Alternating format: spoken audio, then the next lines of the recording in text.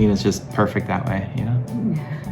What, are you being sarcastic? I've never heard you say that. There you go. I'm learning about Nina too.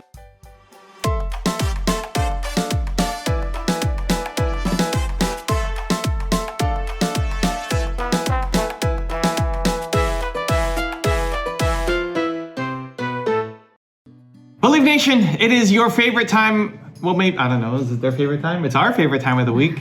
5 questions with Evan and Nina. We asked you on Instagram, what do you want us to answer? Here are your questions and our answers.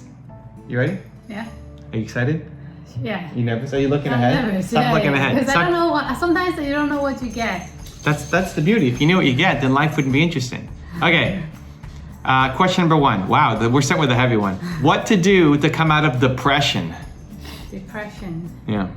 For me, I think I usually think about why am I depressed? What caused it? And then find someone to talk to. Usually I talk to you. Yeah, I always talk to you when I'm depressed. Depressed is pretty low though. Depressed isn't just like feeling bad. Depressed is... I don't know. No, I've talked to you a couple times when I'm depressed, but a lot of times I feel like very heavy. Like very, and my mood is very low. And then I think about why I'm feeling that way, and what can I do to makes it better. Yeah, and then sometimes I think of positive thought. Okay. Yeah. I like that. Yeah. Does it work? Yeah, sometimes this works. Like it can be worse. So it's like it can be like I feel like my life could be worse. Maybe that's not worth it to be low. It's a gratitude. Yeah. Gratitude. Yeah. I like it. That's a good answer because I don't. You don't really feel depressed. You never feel depressed. Depressed, no, but I also don't. I like your answer because it deals with community. It's like, hey, you don't have to be alone, which I think is important. Because for me, I don't default to that. I don't think about, oh, if I talk to Nina, I'll feel better, or anybody. I don't like talking through problems. Doesn't help me. So it's good to get that perspective because I think it could really help. Like if you're feeling really low or depressed, to not be alone all the time, I think is good. You know, to be with somebody who's doesn't even need to have a solution, right? It's not like solve my problem. It could just be to have a voice, you know, just to have somebody who's gonna be there with you. And I sometimes find that when I'm when I'm sad, I like to go to a busy street or even like looking down to like busy area, see the people walking around, looking at people. Okay. And fill me up. Makes you feel not alone. Yeah. I've never heard you say that. There you go. I'm learning about Nina too in these sessions. No, I told you before. I like people watching. So I like that. I think that's a good balance to what I'm going to say because the idea that you don't have to be alone, I think is helpful. For me, I think the way that I avoid depression is to serve, is to feel like I'm helpful, I'm valuable, I'm useful to somebody. I think when you're depressed, it's because you don't feel valuable. Nobody cares about you. You don't feel like you mean anything, you're worth anything. And the easiest way out is to just go help somebody. It doesn't have to be some big mission that you're on, just even some small thing. Hold the door for somebody. Even Nina, like looking at people down the street, just try to do one little thing that might help somebody's day will help lift you up and out of it. You feel important again. Okay, that was a heavy one. Let's see what's next. What is Nina's one word and how do you help her accomplish your goals? What's my one word, Evan?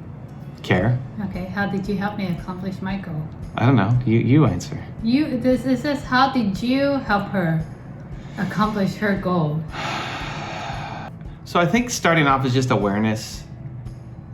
One of the things so for example, we put Nina in charge of the team, Chief Heart Officer. So Nina's in charge of hiring, Nina's in charge of operations, but she's also in charge of team. And she does a lot of things that I suck at in terms of she follows them on Facebook and she messages them and asks them how they're doing. And just, I have to put that in my calendar to remind myself to do it. Nina just is caring and curious about people. You know what I'm most proud of is the Care Fund. So I wrote about this in Built to Serve. Why are you smiling? Oh, okay. I don't know. I'm just curious what you're gonna say. Well, so I wrote about this in Built to Serve that while we were driving to New York, you were driving, I'm finishing up my book and I'm writing about you, and one of the things that you like doing when we made your passion process list of things that you enjoy doing, there was one of them about like giving to charity or giving and helping, and realized we don't do a lot of that. No. I'll give a lot of my time, but I won't donate the stuff or give a lot of money to things. Because I value time more than money, so when I invest my time, I invest just crazy amounts of time into people and causes, to the point sometimes where I'm sacrificing my health because I'm giving so much time to it. We did a couple things to try to make things better for Nina, or just to have some kind of cause. So, she loved animals, she loved dogs. So we tried to look at Humane Society, and do we donate to the Humane Society every month? Does Nina go and just go visit them and walk them or volunteer? And nothing seemed to stick. None of the ideas we came up with seemed to stick. So we created a Care Fund, which is we take a percentage of our revenue every month, and then Nina has to spend it on things. And a lot of the things are going to help causes or people that we know, to lift them up, to lift their spirits. Like money that I normally wouldn't spend now basically has to be spent every month. So at the end of every month, if there's anything left over in the Care Fund, okay, how are you gonna spend it today? You gotta decide what to do. Can I save it for next? No, we're not saving up the Care Fund. The whole point is that it's being spent. And sometimes it's for us, or for self-care. Self-care. Yeah. And sometimes it's for other people or causes. But I think that's been the best use of, at least recently. What do you want to add?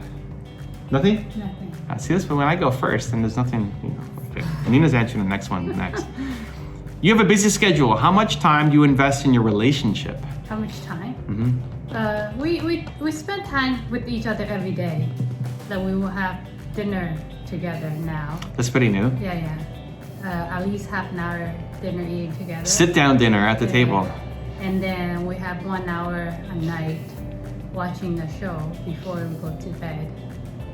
Yeah, I think it depends on how much. So during the week, it depends on what time you wake up. Yeah. Although you've been waking up pretty late recently. Actually you're early. Lately been early. Yeah? Before I've been late. Before it's always, I slept until like almost 10 o'clock. Lately I've been waking up about 8 something, 9 o'clock. 9 o'clock is still pretty late, Nina. Well, compared to 10 o'clock. Most people get to it, they're already at their work by 9 o'clock. Okay, compared to 10 o'clock. Yeah, so during the day, what do we do during the day? In the morning, we don't, it doesn't feel like we have time anymore in the morning. We used to do like a walk in the morning or something in the morning. Oh, we have a visitor. But it really just depends on what time Nina's waking up, because as of 10, I'm starting my day. Yeah. And I've got other things I need to get going and doing. So if she wakes up early, we can have some time in the morning. If she doesn't, then we don't. But usually when Nina wakes up, I've already started my day. I'm already working on something. Yeah. But we try to, hey, when Nina comes in, she wakes up, she comes into my office, and then I usually stop whatever I'm doing to give her a hug. Mm-hmm. And I don't like being interrupted. But it's like, no, Nina's here. Okay, That's stop. a big deal. It's actually a big deal. I've been working on that. But I've been pretty good on that, I think. Yeah. I stop whatever I'm doing, even if I'm in the middle of the zone on something. Yeah. Hey, look at him. His head is in your arm. Yeah, It's cute. He's sleeping. It's like a little baby. Hello, good boy. So there's that. At 2:30, we break every day during the week to usually go to the park. Yeah. So 2:30 to 3. If it's a half decent day outside, we'll go to the park, take the dogs. It's kind of a decompress in the middle of the day. How you doing? I usually have to remind her. Yeah, you're better at that. Because I'm always like, I started doing something and you're in the zone.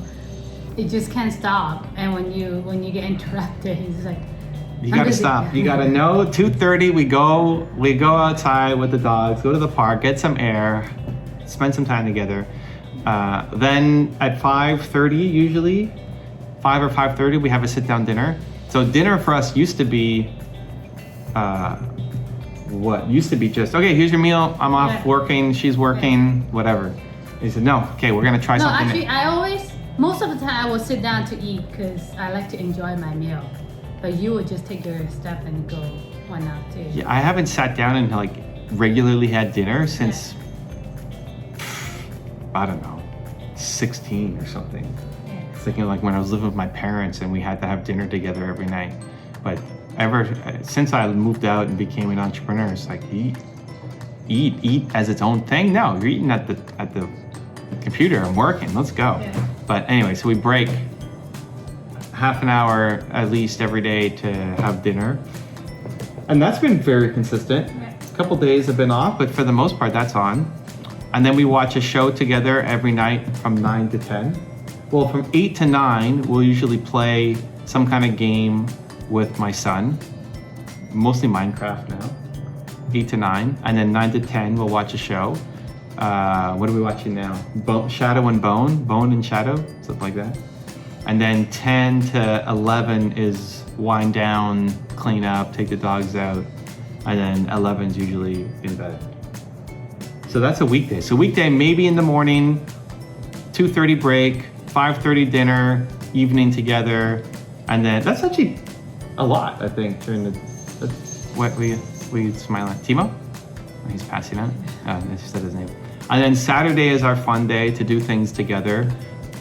Yesterday we went to go see my parents, and then, you know, without COVID, we're usually having a meal at a restaurant, going to a park, just doing whatever, just something fun. And then Sunday is our family midday. So we just came back from, what did we do today? We went for a walk. We cleaned up. We, you know, have to do laundry next. We went to Whole Foods, did some shopping.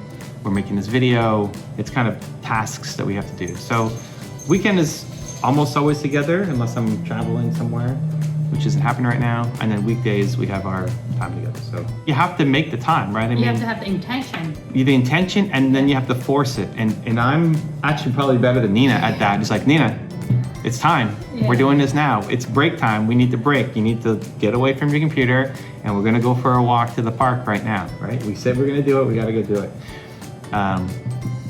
So I feel good about it. I feel good. It's nice. I like having Nina's not even focused. She's just focused on the dog. All right, moving on. Yeah. That was number 3. Okay, 4. Do you believe in luck? And if so, describe a time you were lucky. I used to believe in luck, but I don't know the last time I feel I was lucky. Yeah. But then now I don't know if it's lucky. I think it's just how you have to work for it to get it. Yeah, so I guess I don't believe in luck anymore, but I used to. I think everything is basically a percentage. You have odds of things happening or not happening. I think in terms of your goals and what you want to accomplish, the more you put yourself in scenarios, the greater percentage chance you have of getting what you want. You know, if you want a relationship, if you're out meeting people, it's not luck. you're gonna increase your chances of meeting somebody, right? If you're out doing dancing, like how I met Nina, you have a higher chance of meeting somebody. If you're at home all day, you can't just say you're unlucky. I mean, it's just, you have a really low probability. Same thing for business. You know, if you're making videos, you're making content, you're making your calls, you're out networking, you have a higher chance of good things happening for you, instead of if you're barely doing anything, your chances decrease. So I think if you have a goal, then the more you're doing the work towards the goal, you increase your chances of it happening. But it's still just a percentage chance. So do you hit the percentage or not? You know, for everything else, like we went for a walk today, right? We took the dogs out to the park. I don't know, 40 minutes, how long? An hour? I don't know how long we're gone for. No, we sat down and... We sat down, enjoyed. Like, we were lucky that we didn't get hit by a car on the walk. That could have happened. We're lucky that a tree didn't fall down and knock me out, right? I mean, that's lucky. But it's all just percentages. It's just a low percentage chance that on our walk, somebody's gonna be a drunk driver and hit me with their car, right? It's a percentage, but if that 1% or half of 1% happens, I guess you could say that's unlucky. But it's all just really percentages. At least that's how I see it. All right, last question, 5. In what way do you spread yourself too thin? I don't know.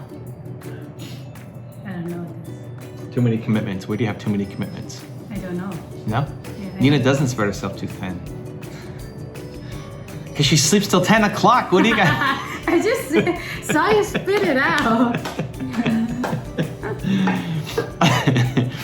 I think for me, where I feel it most is when I'm helping people, especially at events. So when I'm at an event, I can't help it. I get sucked in and I want to help people. And then I have no sleep. I'm running fevers. I get sick. Nina actually, if she travels with me, usually comes and saves me at some point. She's like, okay, Evan, it's midnight. You've been here since 4 p.m. in the lobby. Like, can we go? You gotta go. Actually, I don't say it that way. I always tired because I'm tired. I came down to see and say, hey, Emma, I'm gonna go to sleep. Okay. Do you want to stay up or you gonna come to bed with me? Okay. Yeah. And then the guilt makes me. Yeah, but deep down, I want you to come up. Yeah. The guilt but makes me want to go. I have to say it in a nice way when your friends are around. Yeah, that's where I feel like I get spread too thin. It's commitments to other people. I want to help. I know I can. Like, I think that's the internal battles. Like, I know I can help, and I know that 20 more minutes will have an impact on somebody, and 20 more minutes will have an impact on somebody else, and 20 more minutes will have an impact on somebody else, and then it's 4 a.m. and you're still, like at some point, self-care has to come into the equation, and I'm fairly good at that on a regular basis.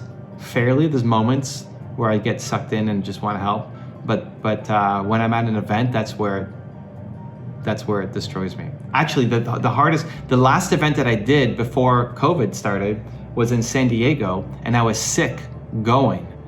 Oh, right. You had a. I couldn't talk. You had a cold. Yeah. Yeah, I had a bad cold. My throat was burning, sore, super sore. So I couldn't talk.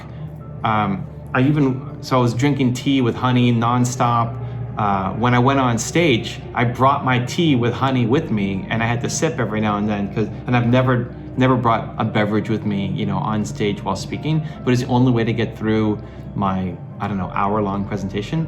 And then I stuck around for maybe 2 hours more after that, helping people and talking to them. And then I had to go because I could feel like my ears were hurting, my head was getting foggy, I could barely talk.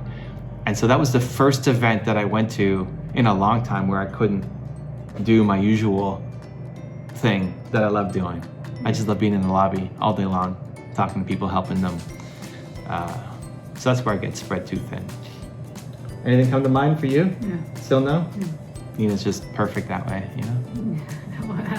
Are you being sarcastic? No, I'm trying to think, where do you get spread too thin? I think if it's just balancing kind of family commitments and work commitments. Nina cares a lot about her family.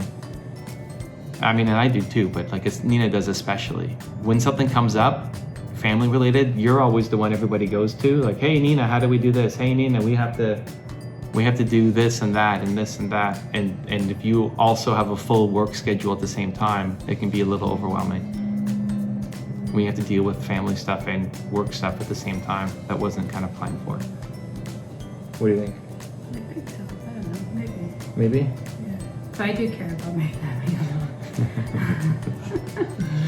All right, those are 5 questions with Evan and Nina. Timo woke up. If you want 5 more epic Q&As, check out the video right there next to us. You'll love it. Continue to believe. We'll see you there.